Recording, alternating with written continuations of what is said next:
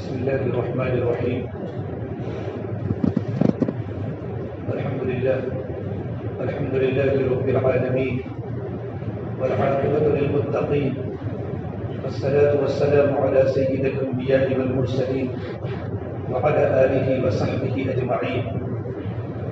أما بعد فأعوذ بالله من الشيطان الرجيم. بسم الله الرحمن الرحيم. ويل للمطففين الذين إذا اكتالوا على الناس يستوفون وإذا كالوهم أو وزنوهم يخسرون ألا يظن أولئك أنهم مبعوثون ليوم عظيم يوم يقوم الناس لرب العالمين. وقال النبي صلى الله تبارك وتعالى عليه وسلم: لا أمان لمن لا أمانة له. وقال النبي صلى الله عليه وسلم: من باغ عيبا لم يبينه لم يزل في مقت الله ولم تزل الملائكة تلعنه. رواه ابن ماجه، أو كما قال النبي صلى الله تبارك وتعالى عليه وسلم. میرے محترم پیارے بھائیوں، اللہ تبارک و تعالیٰ نے انسانوں کو دنیا میں زندگی گزارنے کے لیے اللہ نے دنیا کے اسباب دیے ہیں کہ انسان دنیا میں رہ کر دنیاوی گزارے کو حاصل کرنے کے لیے دنیا کماوے، تجارت کرے، بزنس کرے، مزدوری کرے اور حلال روزی کو تلاش کرے۔ اللہ کے نبی صلی اللہ تبارک و تعالیٰ علیہ وسلم نے بڑے بڑے فضائل سنائے ہیں مزدوری کرنے کے بھی، تجارت کرنے کے بھی، تاکہ دنیا میں انسان مشغول رہے۔ حضور اکرم صلی اللہ تبارک و تعالیٰ علیہ وسلم اتنے بڑے نبی، نبیوں کے سردار، خاتم النبیین، آپ فرماتے ہیں کہ پروردگار عالم نے مجھے اولین و آخرین کا علم دیا۔ اتنے بڑے نبی، آپ نے بھی تجارت کے لیے آپ نے بیرون کے بھی سفر کیے ہیں۔ نبوت کے پہلے آپ کا سفر ملک شام کا 2 مرتبہ ہوا ہے، سیریا کا، تاکہ اپنے چچا کی تجارت میں ترقی ہو۔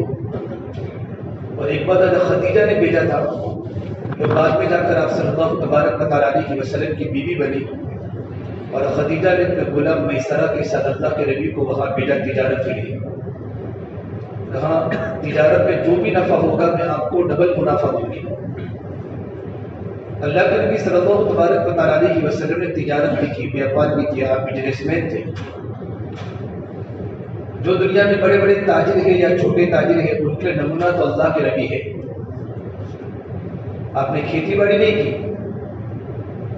صحابہ کرام میں آپ کو 2 جماعتیں ملے گی، ایک صحابہ کرام مکہ المکرمہ کے جن کو مہاجرین کہتے ہیں، اور ایک مدنی صحابہ ہے جن کو انصار المدینہ کہتے ہیں۔ تو مکہ المکرمہ کے تمام صحابہ کرام بیپاری تھے، تاجر تھے، اور تجارت کا سفر ملک شام کا کرتے تھے۔ بات تو بڑے ٹاپ کے تاجر میں گزرے ہیں۔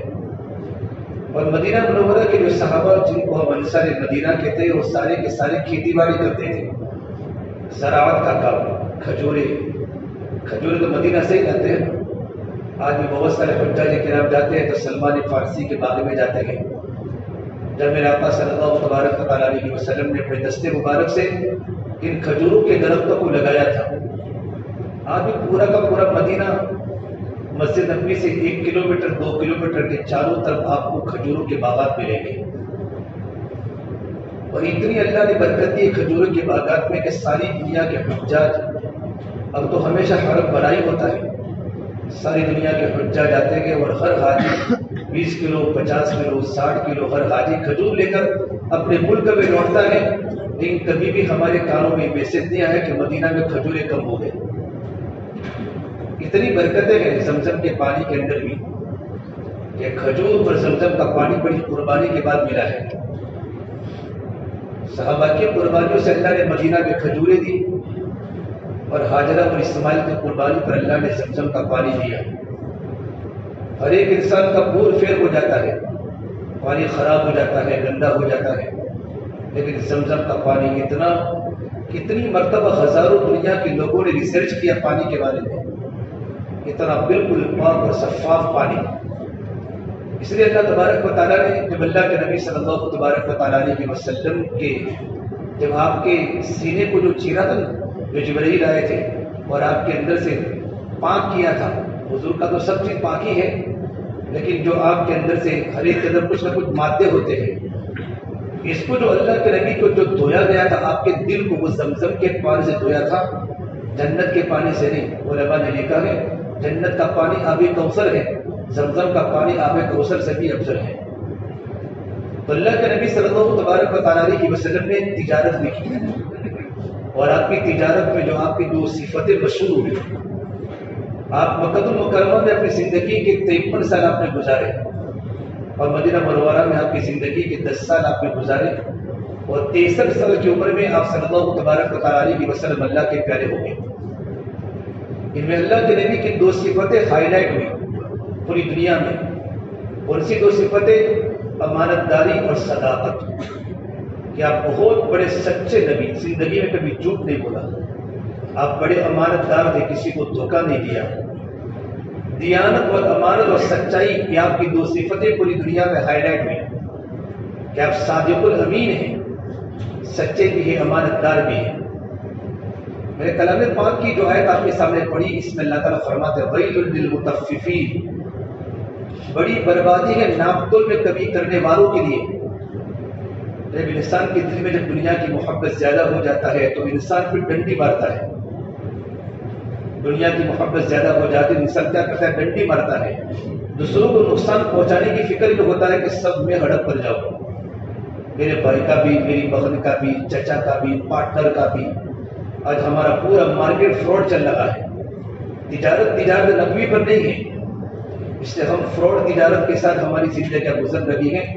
اتنا سارا کمانے کے باوجود زندگیوں میں چین نہیں، سکون نہیں، اور دنیا میں جو بھی حالات اللہ کی طرف سے ہے، یہ حالات کے آنے کی وجہ ہمارے کاروبار میں امانت داری ختم ہو گئی ہے، کاروبار میں سچائیاں ختم ہو گئی ہے، جھوٹ پھیل چکا ہے۔ اللہ کے نبی صلی اللہ تبارک و تعالیٰ علیہ وسلم پر اللہ نے آیت نازل کی، بڑی بربادی ہے ناپ تول میں کمی کرنے والوں کے لیے۔ ویل کا ایک ترجمہ ہوتا ہے بڑی بربادی، اور ویل کا ایک ترجمہ ہوتا ہے دردناک عذاب ہے ان ناپ تول میں کمی کرنے والوں کے لیے۔ اور ایک ویل کا ترجمہ ابن کثیر نے تفسیر کثیر میں لکھا ہے کہ ویل جہنم کے اس ڈپارٹمنٹ کا نام ہے، اتنا خطرناک ڈپارٹمنٹ ہے جہنم کا کہ اس سے روزانہ جہنم 1000 مرتبہ پناہ مانگتی ہے۔ اتنا خطرناک ڈپارٹمنٹ ان لوگوں کے لیے ہے ناپ تول میں کمی کرنے والوں کے لیے، الذین اذا اکتالوا علی الناس یستوفون وَإِذَا كَالُوهُمْ أَوْ وَزَنُوهُمْ يُخْسِرُونَ، کہ کون سے ناپ تول میں کمی کرنے والوں کے لیے کہ جب لینے کی باری آتی ہے لینے کی تو پورا لیتے ہیں، کسی کے پاس وصول کرنے کی باری آتی تو پورا لیتے ہیں، اور جب کسی کو دینے کی باری آتی ہے نا تو اس وقت ڈنڈی مارتے ہیں۔ لینے کے وقت تو پورا لینے کا ذرہ برابر حساب و کتاب مضبوط چاہیے، لیکن جب کسی کو دینے کی باری آتی ہے وَإِذَا كَالُوهُمْ أَوْ وَزَنُوهُمْ يُخْسِرُونَ، اس وقت وہ ڈنڈی مارتے ہیں، نقصان کرتے ہیں سامنے والے کا۔ اللہ فرماتے الا يظن اولئک انهم مبعوثون ليوم العظیم، کہ ڈنڈی مارنے والوں کو اس بات کا گمان نہیں ہے کہ ان کو آخرت میں اللہ کے سامنے اٹھنا ہے بڑے دن، یوم یقوم الناس لرب العالمین، جس دن رب العالمین کے سامنے ہر ایک کو کھڑا ہونا ہے اور اللہ تبارک و تعالیٰ کے سامنے اپنی ساری زندگی کا حساب دینا ہے، ساری زندگی کا اللہ تعالیٰ کے سامنے حساب دینا ہے۔ کہ اس وقت نبی انبیاء علیہ السلام بھی تھراتے ہوں گے اللہ کے جلال کو دیکھ کر، اللہ کی صفت جلال کو دیکھ کر انبیاء بھی تھراتے ہوں گے، اور ہر نبی کی زبان پر ہوگا نفسی نفسی نفسی، یا اللہ میری جان میری جان میری جان۔ اتنا خطرناک دن جب ہر انسان کو اللہ تبارک و تعالیٰ کے سامنے کھڑا ہونا ہے، ہر ایک انسان کو اللہ تبارک و تعالیٰ کے سامنے کھڑا ہونا ہے۔ یہ وہ دن انسان بھول گیا جو لوگ ناپ تول میں ڈنڈی مارتے ہیں، ناپ تول میں کمی کرتے ہیں۔ پروردگار عالم کلام مجید میں ان کے بارے میں فرمایا ویل للمطففین۔ ایک مرتبہ اللہ کے نبی صلی اللہ تبارک و تعالیٰ علیہ وسلم یہ سورت کی تلاوت فرما رہے تھے، پڑھتے پڑھتے اس آیت پر پہنچے تو آپ کی ہچکیاں نکل گئی اور آپ نے کہا ضرور اللہ کے سامنے ہر ایک کو کھڑا ہونا ہے اور اپنی تجارت کے بارے میں سچائی، امانت داری، دیانت داری، چوری، رشوت کے بارے میں اللہ کے سامنے ہمیں حساب دینا ہے۔ اتنے بڑے سچے نبی بھی رو گئے. اللہ کا نبی صلی اللہ تعالیٰ کی وصل کی سچائی اور امانت دار. تو ناپتول میں کمی کرنے والے کے لیے بڑی وعیدیں ہیں. اس لیے یہ قوم دنیا میں آئی ہے، قوم شعیب علیہ السلام. شعیب علیہ السلام کو جو اللہ نے بھیجا مدین میں، یہ قوم میں بڑے بڑے جرائم تھے. ایک تو ان کا سب سے بڑا جرم تھا کہ وہ اللہ کے منکر تھے، بت پرستی کی پوجا کرتے تھے، اللہ کی نافرمانی کرتے تھے. یہ تو ان کی زندگی میں تھا. اس کے علاوہ بڑے بڑے جرائم کی مرتکب تھی. سب سے بڑا جرم ان کا یہ تھا کہ ناپ تول میں ڈنڈی مارتے تھے، کم ناپتے تھے، کم تولتے تھے، ناپ تول میں ڈنڈی مارتے تھے. اور تیسری ان کی بیماری تھی کہ راستے میں چلنے والوں کو لوٹتے تھے. شعیب علیہ السلام نے ان کو بہت سمجھایا، یا قوم انی اراکم بخیر وانی اخاف علیکم عذاب یوم محیط. اے میری قوم، میں تمہیں دیکھ رہا ہوں کہ تم اچھی حالت میں ہو، تم ترقی والے نہیں ہو، تمہارے اچھے اچھے فلیٹ ہے، تم اچھے اچھے کاروبار والے ہو، تم زندگی خوشحالی والی گزار رہے ہو، تمہارا کھانا بھی اچھا ہے، رہن سہن بھی اچھا ہے، لباس بھی اچھا ہے، تو کیوں ڈنڈی مارتے ہو، کیوں ناپ تول میں کمی کرتے ہو؟ وَإِنِّي أَخَافُ عَلَيْكُمْ عَذَابَ يَوْمٍ مُحِيطٍ. اور میں تم کو دیکھ رہا ہوں کہ تم پر گرنے والا عذاب میں تم پر دیکھ رہا ہوں. تو چونکہ قوم میں جب انسان جب نبیوں کی بات نہیں مانتا، وہ شدید کی بات نہیں مانتا، اور انسان کا جب پارا اوپر چڑھ جاتا ہے تو اس کو اللہ کی باتیں سمجھ میں نہیں آتی. تو شعیب علیہ السلام کو کہتے ہیں کہ قولوا یا شعیب اصلاتک تأمرک ان نترک ما یعبد آباؤنا او ان نفعل فی اموالنا ما نشاء انک لانت الحلیم الرشید. یہ شعیب کیا تیری نماز ہم کو یہ مشورہ دے رہی ہے؟ نماز کہا کہ شعیب علیہ السلام تیری نماز ہم کو یہ مشورہ دے رہی ہے کہ ہم سارے بتوں کو چھوڑ کر ایک خدا کی پوجا کریں اور اپنے مال میں تیرے کہنے کے مطابق اپنے مال کا تصرف کریں. بڑا سمجھانے والا آ گیا ہے، انک لانت الحلیم الرشید. بڑا قوم کا خیر کھا آ چکا ہے، چپ ہو جا. یوں کر کے شعیب علیہ السلام کو ستانا شروع کیا. اللہ تبارک و تعالیٰ سب گناہ برداشت کرتا ہے، اللہ ناپتول کی کمی اور بے حیائی کو برداشت نہیں کرتا. اللہ نے شعیب علیہ السلام نے بڑے انداز سے ان کو سمجھایا.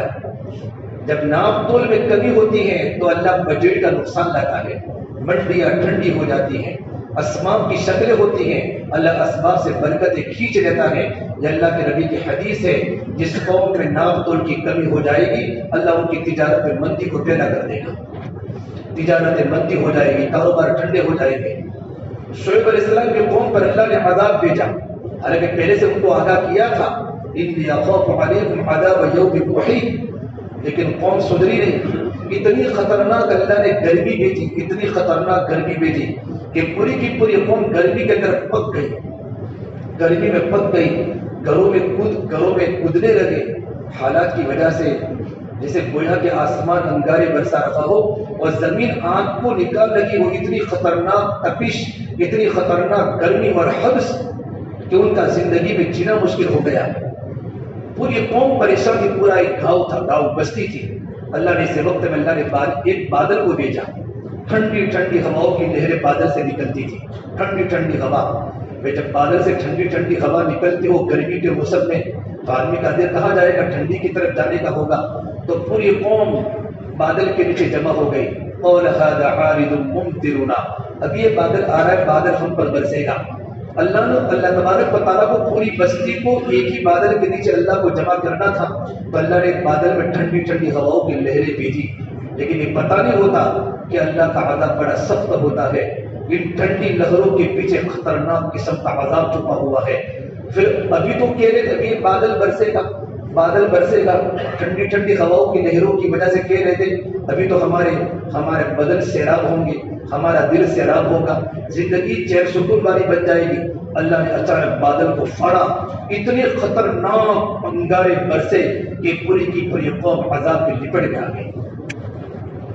قرآن اللہ نے کہا فَكَذَّبُوهُ فَأَخَذَهُمْ عَذَابُ يَوْمِ الظُّلَّةِ إِنَّهُ كَانَ عَذَابُ يَوْمٍ عَظِيمٍ. جب ان لوگوں نے نبی کی بات کو جھٹلایا اور ناپتول میں کمی کی، جب دینے کی باری آتی تھی تو پورا وصول کرتے تھے، اور جب دینے کی باری آتی تو ڈنڈی مارتے تھے. نبی کی بات کو نہیں سمجھا، صاحبان والے دین کے عذاب نے ان کو پکڑ دیا. فَتِلْكَ مَسَاكِنُهُمْ لَمْ تُسْكَنْ مِنْ بَعْدِهِمْ إِلَّا قَلِيلًا وَكُنَّا نَحْنُ الْوَارِثِينَ. اللہ کے فرماتے ہیں ان بستیوں کے ہلاک ہونے کے بعد پوری بستیاں ویران ہو گئی، پھر دوبارہ بستیاں آباد نہیں ہوئی مگر تھوڑی سی، وَكُنَّا نَحْنُ الْوَارِثِينَ، ہم ان کے مال و دولت کے جائیداد کے ہم وارث بن گئے۔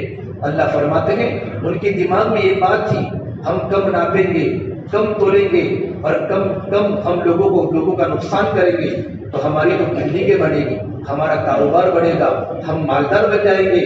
اس طرح انسان مالدار نہیں بنتا، بلکہ اللہ تعالیٰ کے عذاب کے وہ لوگ شکار ہو گئے اور پوری کی پوری بستی عذاب میں لپٹ میں آ گئی۔ تو ناپتول کی کمی یہ بہت بڑا بازار کا گناہ ہے، بہت بڑا بازار کا گناہ ہے۔ اللہ نے قرآن کریم میں جگہ جگہ پر کہا ہے، ایک تو ہے کہ بازار میں کوئی انسان کسی چیز کو فروخت کر رہا ہے تو نقصان کر رہا ہے کہ بھی ناپ تول میں ڈنڈی مارتا ہے، ناپ تول میں کمی کرتا ہے، یا تو چیز کو ملا کے دیتا ہے، اصلی چیز کی جگہ پر قیمت دے دی اصل کی اور دے دی ڈپلیکیٹ چیز، نقد دے دی، تو یہ بھی ناپ تول کے اندر کمی ہے اور ڈنڈی مارتا ہے۔ یہ بھی انسان تجفیف میں داخل ہے کہ وہ اللہ تعالیٰ کے عذاب میں گرفتار ہوگا۔ آج بہت سے لوگ بازاروں کے اندر بہت سی چیزیں ملاوٹ والی ملتی ہیں اور دکانداروں کو وہی چیز ملتی ہے اوپر سے ملاوٹ والی چیزیں، تو سامنے والے گاہک کو صرف اتنا بتا دے کہ میں نے اوپر سے ویسا کہ مال خریدا ہے، باقی اندر کتنا ملاوٹ ہے کتنا اصلی ہو تو اللہ تبارک و تعالیٰ کی جانتا ہے، تو اس کی پکڑ نہیں ہوگی۔ لیکن اگر اس کو معلوم ہے اور اس نے نیب والا بیچ دیا تو اللہ تعالیٰ کی بارگاہ میں عذاب ہوگا۔ فرما اللہ کے نبی صلی اللہ تبارک و تعالیٰ علیہ وسلم نے من باع عیبا، کسی آدمی نے کسی انسان کو کچھ بیچا، زمین کا ٹکڑا بیچا، لیکن زمین کا ٹکڑا پرابلم والا ہے، اس کے کچھ نہ کچھ مسائل ہیں، اس کے پیچھے لوگ پڑے ہوئے ہیں، ڈاکیومنٹ برابر صحیح نہیں ہے اور زمین کا ٹکڑا بیچ دیا، یا کوئی آدمی نے دکان سے اپنا کوئی اسٹاک بیچ دیا اور عیب کو نہیں بتایا، ابن ماجہ کی روایت ہے من باع عیبا لم یبینہ لم یزل فی مقت اللہ، وہ ہمیشہ وہ انسان اللہ تعالیٰ کی ناراضگی میں رہے گا۔ لم تزل الملائکۃ تلعنہ، اور قیامت کی صبح تک فرشتے اس پر اللہ کی لعنت بیچتے رہیں گے۔ جس نے بغیر عیب کے کسی کو بیچ دیا، بیچنے والا، اس لیے اللہ کے نبی صلی اللہ تبارک و تعالیٰ علیہ وسلم نے تاجروں کے بڑے بڑے فضائل سنائے۔ دیکھو زمینداری حضور نے نہیں فرمائی، اگر کوئی انسان زمینداری، کوئی آدمی زمین میں پھل اگاتا ہے، پھول اگاتا ہے، ترکاریاں اگاتا ہے، تو ان کو مدینہ منورہ کے انصار صحابہ کو نمونہ بنانا پڑے گا۔ لیکن کوئی انسان تاجر ہے، اسے ڈائریکٹ نمونہ اللہ کے نبی صلی اللہ تبارک و تعالیٰ علیہ وسلم نے، کہ آپ صلی اللہ تبارک و تعالیٰ علیہ وسلم نے تجارت کیا ہے، آپ نے بزنس کیا۔ آپ فرماتے تھے جب میں ملک شام تجارت میں گیا تو راستے میں میری ملاقات عبداللہ ابن ابی حمزہ سے میری ملاقات ہوئی، تو بات میں یوں کہا حضور آپ یہاں کھڑے رہو میں ابھی آتا ہوں، اور اس کے بعد اللہ کرے اسی جگہ پر کھڑے رہے۔ 72 گھنٹے کے بعد عبداللہ ابن ابی حمزہ آیا، لیکن اللہ کے نبی صلی اللہ تبارک و تعالیٰ علیہ وسلم وہی نمازیں بھی ادا کی، آپ اسی سڑک پر کھڑے رہے۔ وہ تو بھول گیا عبداللہ کو، زبان سے بات نکل گئی۔ جب 3 دن کے بعد جگہ پر آیا تو سرکار مدینہ باغ کھڑے تھے، صرف آپ نے اتنی بات بتائی، میرے دوست لقد اتعبتنی، تو نے تو مجھے یہاں کھڑے کھڑے تھکا دیا۔ آپ کتنے وعدے کے پابند تھے، آپ کی تجارت میں سچائی تھی، آپ کی تجارت میں امانت داری تھی۔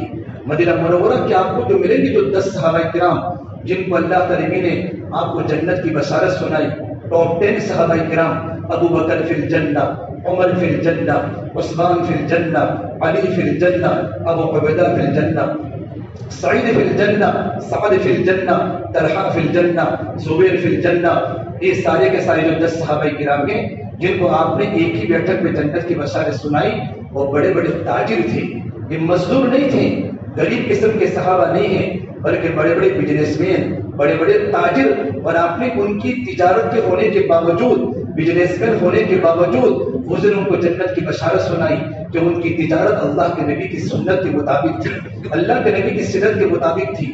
عبدالرؤف جنتی ایک 10ویں صحابی، آپ ان کو فرمایا عبدالرحمن تو رحمان کے تاجر ہیں، زیرو سے ہیرو بنے ہیں۔ جب مکہ المکرمہ سے مدینہ منورہ آئے تو عبدالرحمن کے پاس کچھ بھی نہیں تھا، جب ان کو سعد بن ربی کا بھائی بنایا تو کہا سعد بن ربی میں تمہارے گھر کا بوجھ نہیں بن سکتا ہوں، دلنی الی السوق، مجھے بازار کا راستہ بتا دو۔ جب بازار میں چلے گئے، بازار میں جانے کے بعد اللہ کے نبی صلی اللہ تبارک و تعالیٰ علیہ وسلم کے منشے کے مطابق تجارت فرمائی، اللہ نے اتنا پروفٹ دیا، اتنے بڑے مالدار صحابی بنانے۔ اللہ کے نبی کی ترغیب پر انہوں نے 30,000 مکہ المکرمہ کے غلاموں کو آزاد کیا ہے. ایک غلام کے آزاد کرنے پر جنت واجب ہے. آپ فرماتے عبد الرحمان غلام کو آزاد کرو، اللہ تمہیں یہ دے گا، اللہ تمہیں یہ دے گا. تو اللہ کے نبی باتیں سننے کے بعد عبد الرحمان بن عوف نے حضور کی موجودگی میں 30,000 غلاموں کو آزاد کیا ہے. لیکن ان کی تجارت کے 4 اصول تھے کہ یہ حضور کے نبوت کے اصول ہیں کہ اگر تجارت میں انسان نفع کمانا چاہے تو کیسے نفع کما سکتا ہے. انہوں نے فرمایا میں نے اپنی زندگی میں کبھی میں نے ادھار خریدا نہیں، ادھار میں نے خریدا نہیں. آج جو بازار میں مارکیٹ میں جو نقصان آ رہا ہے، آدمی اپنی حیثیت سے زیادہ بڑا کاروبار کرتا ہے. آدمی کی حیثیت نہیں ہے اتنا سارا بڑا بزنس کرنے کی. اب ادھار مال ملتا ہے، بڑی دکان لے لی، اب مال کو چکنا بھی ہے نا. میرے نبی صلی اللہ تبارک و تعالیٰ علیہ وسلم نے بڑے سے بڑے نافرمان کی آپ نے نماز جنازہ پڑھائی، آپ نے مقروض انسان کی آپ نے نماز جنازہ نہیں پڑھائی. اس کا مطلب یہ نہیں ہوتا قرض لے نہیں سکتے. آپ نے یہودیوں کے پاس سے بھی قرض لیا ہے، بلکہ آپ دنیا سے جاتے وقت آپ کی سیرہ ایک جگہ پر آپ نے گروی رکھی تھی، آپ وصول نہ کر سکے. اس وقت آپ نے اخیر عمر میں آپ نے اپنی سیرہ کو وصول کیا ہے اور قرضے کو چکایا ہے. لیکن قرضے سے کیوں؟ تاکہ لوگوں کو پتا چلے کہ اپنی حیثیت سے زیادہ تجارت نہ کریں. آپ نے کبھی ادھار نہیں خریدا. سارا مارکیٹ میں جو نقصان ہوتا ہے ادھار خریدنے کی بنیاد پر، ادھار خریدا بڑی دکان کھول دی اور آدمی کے پاس اتنی حیثیت نہیں ہے کہ واپس دے سکے. اب نقصان ہو رہا ہے، تجارت میں بجٹ پیچھے جا رہا ہے اور آدمی مقروض بنتے جا رہا ہے. آپ نے بڑے بڑے صحابہ کی نماز جنازہ پڑھی. اب کوئی صحابی یوں کہتے یا رسول اللہ اس کے قرضہ چکانے کا میں ذمہ دار ہوں، تو آپ مصلی پر آگے آتے، ورنہ آپ فرماتے بھائی 5 وقت کا نماز کا پابند، اللہ کے راستے میں دوڑنے والا، اللہ کے راستے میں جہاد کرنے والا. لیکن آپ نے فرمایا ایک مرتبہ اللہ کے نبی صلی اللہ تبارک علیہ وسلم مسجد میں بیان فرما رہے تھے، پھر آپ نے یوں کر کے یوں ہاتھ مارا، یوں مارا، پھر کہا ہاں ہاں ہاں 3 مرتبہ کہا. صحابہ نے کہی کون سی حرکت ہے، آپ یوں کر کے ہاتھ مارتے ہیں؟ اور آپ ایک عجیب تعجب بھرا انداز میں صحابہ کے سامنے اپنے ہاتھ کو یوں کر کے مارا اور بڑا افسوس کا اظہار کیا. صحابہ کی ہمت نہیں تھی حضور سے جلدی بات کرنے کی. دوسرے دن ایک نوجوان صحابی محمد ابن عبداللہ بن جحش رضی اللہ عنہ، یا رسول اللہ کل یہ کون سی بات آئی تھی؟ آپ نے بات پیش کی تو آپ نے فرمایا کہ جبرائیل میرے پاس آئے تھے اور جبرائیل نے مجھے یوں کہا ایک اللہ کا نیک بندہ جو 5 وقت کی نماز کا پابند ہو، اللہ کے راستے میں غازی بن کے جاوے، شہید ہو جاوے، پھر زندہ ہو جاوے، پھر شہید ہو جاوے، پھر مقروض بن جاوے، اس کی نماز جنازہ پڑھانا اللہ نے نہ کہا ہے. 2 مرتبہ شہادت، لیکن مقروض کی نماز جنازہ کوئی صحابی کہتا میں ادا کر لوں گا، آپ فرماتے مصلی پر کھڑے ہو جاتے، لیکن کوئی نبی تک آپ بھی فرماتے صحابہ کو تم نماز جنازہ پڑھ دو. ایک جنازہ آیا کہ اللہ کرے کہ آپ اس کی نماز جنازہ مت پڑھاؤ، یہ آدمی منافق ہے. تو آپ نے پوچھا کہ بھئی تم اس مرنے والے کا کوئی عمل دیکھا کہ مرنے والے کا کوئی عمل؟ تو کسی نے کہا یا رسول اللہ ہم اللہ کے راستے کے سفر میں تھے اور ایک جگہ پر ہماری جماعت چل رہی تھی اور چوکی داری کا مسئلہ آیا، خطرات تھے چاروں طرف، ڈاکوؤں کے بھی تھے، جانوروں کے بھی تھے. تو امیر نے یوں کہا میں یحرسنا هذه الليلہ، رات کو اس جگہ پر چوکی داری کون کرے گا؟ چوکی داری کرنا بھی بہت بڑا عمل ہے تاکہ تمام کے تمام لوگ آرام سے زندگی گزار سکے. تو میں اور وہ صحابی جو مرنے والے ہیں ہم دونوں نے پوری رات چوکی داری کی تھی. تو آپ نے فرمایا مصلی، آپ نے کہا صفے بناؤ اور آپ نے نماز جنازہ پڑھائی. ایسے لوگوں کی آپ نے نماز جنازہ نہیں چھوڑی، لیکن مقروض کی نماز جنازہ پڑھانے میں آپ پیچھے ہٹ کرتے تھے. عبد الرحمن بن عوف فرماتے ہیں میں نے مارکیٹ میں کبھی ادھار نہیں خریدا اور میں نے کبھی ادھار نہیں بیچا. یہ ان کی تجارت کے 2 اصول تھے، میں نے کبھی ادھار نہیں خریدا، میں نے کبھی ادھار نہیں بیچا. اور تیسری بات تو عجیب فرمائی، جب بھی میں نے کوئی پراپرٹی خریدی ہے، عبد الرحمن بن عوف فرماتے ہیں جب بھی میں نے کوئی ملکیت خریدی، زمین کی شکل میں ہو یا دینار کی شکل میں ہو یا سونا چاندی کے زیورات کی شکل میں ہو، جب میں نے کوئی پراپرٹی اور ملکیت خریدی ہے، جب بھی مجھے تھوڑا سا نفع ملا میں نے بیچ دیا ہے. میں نے اس کو نہیں رکھا سنبھال کے کہ اور لالچ کی بنیاد پر میں نے اس کو پڑا نہیں رکھا ابھی اور نفع ملے گا، ابھی اور نفع نہیں ملے گا، ابھی اور نفع ملے گا. آپ کو ساری حدیث کی کتابوں میں بات ملے گی. عبد الرحمن عوف کی تجارت کی سب سے بڑی کامیابی کہ تھوڑے سے نفع پر انہوں نے اپنی ملکیت کو بیچ دیا. اور چوتھی بات بتائی کہ میں نے اپنی زندگی میں کبھی بھی عیب دار چیز کو چھپایا نہیں. میں نے اگر کوئی تجارت کی ہے، اگر کوئی عیب ہے، بہت سے آج کے زمانے کے بڑے بڑے آدمی فلیٹ خریدتا ہے، زمینیں بیچتا ہے، دکانیں ہوتی ہیں، کاغذوں کے بھی پرابلم ہوتے ہیں نا، بہت سارے عیوب ہوتے ہیں، یا پھر دکان میں کوئی چیز بیچتا ہے، دکان کی کوئی چیز بیچتا ہے، اس میں کوئی عیب ہے، تو آج تک میں نے اپنی زندگی میں کبھی عیب کو نہیں چھپایا۔ یہ میری زندگی کی تجارت کے 4 بڑے بڑے اصول تھے، ان اصولوں کی بنیاد پر اللہ نے مجھے اتنا مال دیا۔ جب ان کا انتقال ہوا ہے، انتقال کے بعد ان کی 4 بیویاں تھیں، بیویوں میں مال تقسیم ہوا، ان کے بچوں میں مال تقسیم ہوا۔ جب ساری بکریاں، سارے گھوڑے، سارے اونٹ تقسیم ہونے کے بعد جب سونا بچا، فجر کی نماز کے بعد مزدوروں کو بلایا گیا اور کلہاڑی سے سونے کے ٹکڑے کیے گئے۔ ظہر کی اذان ہو چکی لیکن سونا تقسیم نہیں ہو رہا تھا۔ یہ زیرو سے ہیرو تک بنے کہ تجارت میں صرف 2 باتیں تھیں، امانت داری اور سچائی۔ یہ ہماری تجارت کا سب سے بڑا اصول ہے۔ اس اللہ کے نبی صلی اللہ علیہ وسلم نے محنت کر کے ایسا معاشرہ بازار میں تاجروں کا قائم کیا صحابہ کرام کی شکل میں، جو دنیا کے سامنے پیش کیا کہ بڑے بڑے صحابہ کرام نے مال و دولت کے بڑے بڑے نقصان کو برداشت کیا لیکن زندگی میں کسی کو دھوکہ نہیں دیا۔ ایک روایت میں نے عجیب پڑھی کہ اللہ کے نبی اتنے بڑے نبوت کی ذمہ داری ہونے کے باوجود بھی آپ ظہر کی نماز کے بعد مارکیٹ میں چکر لگا کر چیکنگ کرتے تھے، بازار میں کاروبار کیسا ہو رہا ہے، حضور بازار میں کاروبار کیسا ہو رہا ہے۔ جو مشہور بخاری شریف کی روایت ہے نا، وہی تو تھا۔ آپ بازار میں چلتے چلتے چلتے چلتے ایک جگہ پر پہنچے جہاں گندم کی ڈھیر لگی ہوئی تھی، اوپر دیکھا تو گندم سوکھا، آپ نے اندر ہاتھ ڈالا، حضور ہاتھ ڈالتے ہیں، اندر دیکھا تو گندم بھیگا، رات کو بارش ہوئی تھی، آپ نے فوراً پوچھا اس صحابی کو یہ کیا ہے؟ اوپر تمہارا گندم سوکھا ہے گیہوں اور نیچے تمہارا گندم بھیگا ہے۔ یا رسول اللہ صلی اللہ علیہ وسلم بارش آئی تھی تو گندم میرے تھوڑے خراب ہو گئے، تو خراب ہونے والے گندم میں نے نیچے رکھ لیے اور اوپر والے گندم اچھے میں نے اوپر رکھ لیے۔ فرمایا گندم کو 1 کلو نہیں خریدے گا، 1 بوری خریدے گا تو سوکھے گندم سے گندے گندم بھی بھیگے ہوئے گندم بھی ساتھ میں چلے جائیں گے۔ وزن ہوگا تو پانی کا بھی وزن ہوگا نا، کیونکہ بھیگے ہوئے گندم میں آپ نے لال آگ کر کے اس صحابی کو فرمایا من کشف فلیس منا، جو کسی کو دھوکہ دے اس کا مجھ سے کوئی تعلق نہیں ہے۔ آپ نے تجارت بتائی، آج تو کوئی انسان اگر اپنے دکان میں ایسا کوئی نوکر ہے اور ایسی چیز بیچتی جو کوئی لیتا نہیں تھا تو اس کو شاباشی دے رہے ہیں، بلکہ قسم کھا کھا کر باور کرتے ہیں یار بہت اچھا تو نے کام کیا، سامنے والے کو پھنسانے کی کوشش کرتے ہیں۔ وَيْلٌ لِّلْمُطَفِّفِينَ الَّذِينَ إِذَا اكْتَالُوا عَلَى النَّاسِ يَسْتَوْفُونَ، بڑی بربادی ہے، بڑا دردناک عذاب ہے ان ناپ تول میں کمی کرنے والوں کے لیے کہ جب دینے کا لینے کا وقت ہوتا ہے تو پورا پورا وصول کرتے ہیں۔ وَإِذَا كَالُوهُمْ أَوْ وَزَنُوهُمْ يُخْسِرُونَ، اور جب دینے کی باری آتی ہے تو اس میں ڈنڈی مارتے ہیں، کیا وہ آخرت کو بھول چکے ہیں؟ اس لیے مفتی محمد شفیع عثمانی صاحب رحمۃ اللہ ایک عجیب بات لکھی ہے، آج کی دنیا میں اس بات کو سننے لائق ہے۔ حضرت لکھا ہے کہ دیکھو اللہ نے حق کو غالب کیا ہے، اللہ باطل کو دنیا میں مغلوب کرے گا، باطل دنیا میں ختم ہونے کے لیے آیا ہے۔ ان الباطل کان زہوقا، کہ دنیا میں باطل مٹے گا، باطل ختم ہوگا۔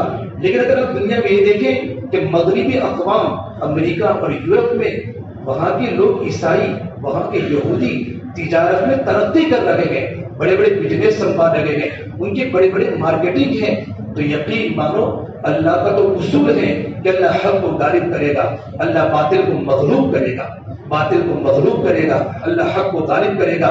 پھر ان کی تجارت کی منڈیاں کیوں چمک رہی ہے؟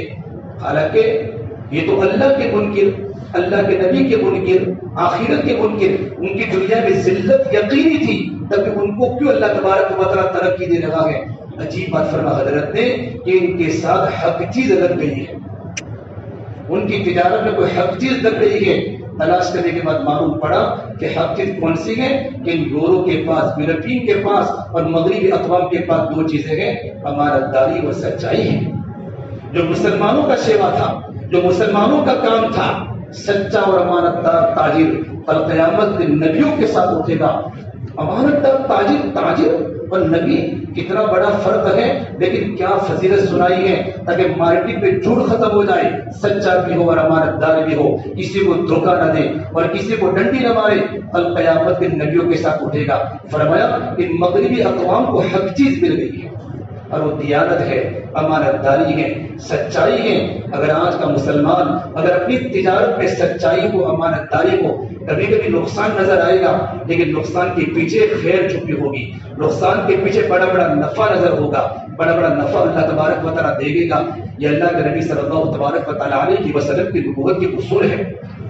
ایک بار اللہ کے نبی خیبر کے موقع پر ہیں، یہودیوں کے قلعے کا آپ نے محاصرہ کیا ہو، یہودیوں کے قلعے کا ایک چرواہا بکریوں کو چرا رہا ہے، اس نے دیکھا کہ مدینے کے لوگ آئے ہیں خیبر کے اندر اور یہودیوں کے قلعے کا محاصرہ کیا ہے، لو میں بھی دیکھو کہ وہ لوگ کیا دعوت دیتے ہیں۔ اپنی بکریوں کو ایک طرف کر دی اور بکریوں کو ایک طرف کرنے کے بعد وہ حضور صحابہ کرام کے پاس آیا، جہاں صحابہ کرام وہاں آرام فرماتے وہاں بیٹھے تھے، پوچھا تمہارا سردار کون ہے؟ تو کہا ہمارا سردار پورا خیمے میں ہے۔ اس نے تعجب کیا، اللہ کے نبی کا نام سنا تھا، وہ تو ٹھاٹ پاٹ سے زندگی گزارتے ہوں گے، شہنشاہ ہوں گے، یہ تو کھجور کے پتے کے بنے خیمے کے اندر موجود ہیں۔ یہ سے اندر داخل ہوا تو اللہ کے نبی کے چہرے کو دیکھا، حسن و جمال کو دیکھا، آپ کی نبوت کی شان کو دیکھا، معمولی سا چرواہا۔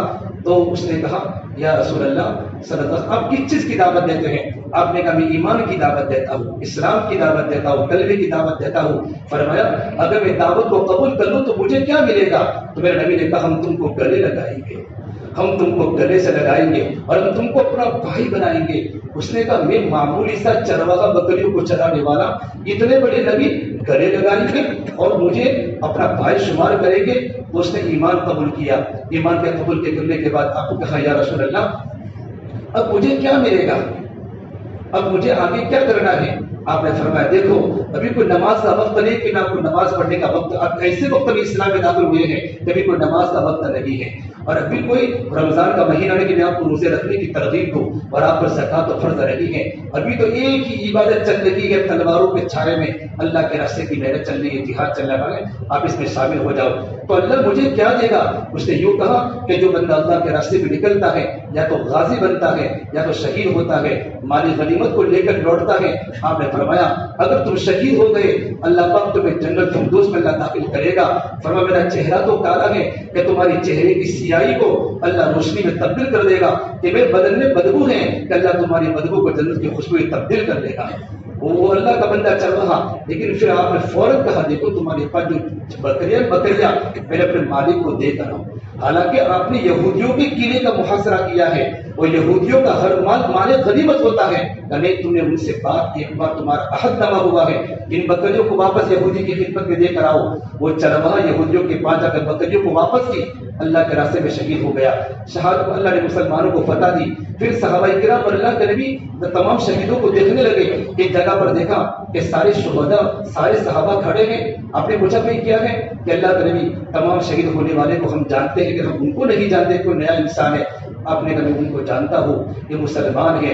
اس نے ایک نماز نہیں پڑھی زندگی میں، رمضان کا روزہ رکھنے کا موقع نہیں آیا، لیکن میں دیکھ رہا ہوں جنت کے حوریں اس کے انتظار میں کھڑی ہیں، جنت فردوس میں اللہ نے اس کو داخل کر دیا ہے۔ اس کے چہرے کی سیاہی کو اللہ نے تابانی سے بدل دیا، اس کے بدن کی خوشبو کو بدبو کو ختم کر کے اللہ نے جنت کی خوشبو اس کے بدن پر لگا دی ہے۔ آپ نے کہا وہ میرا صحابی ہے، میرا صحابی ہے، میرا صحابی ہے، لیکن آپ نے دنیا سے جاتے وقت بھی بتایا کہ تمہارا عہد نامہ ہو چکا ہے، حالانکہ اسی قلعے کو فتح کرنے حضور آئے ہیں، لیکن بکریوں کو واپس کر لی۔ کتنے اچھے پیغمبر اللہ نے مجھے اور آپ کو دیے ہیں، ان پیغمبر صلی اللہ تبارک و تعالیٰ علیہ وسلم کے اصول کے مطابق اگر ہماری تجارت ہماری زندگی ہوگی اللہ پاک ہمیں ترقی بھی دے گا انشاءاللہ۔ پروردگار عالم ہم تمام کو باتوں پر عمل کرنے کی توفیق عطا فرمائے۔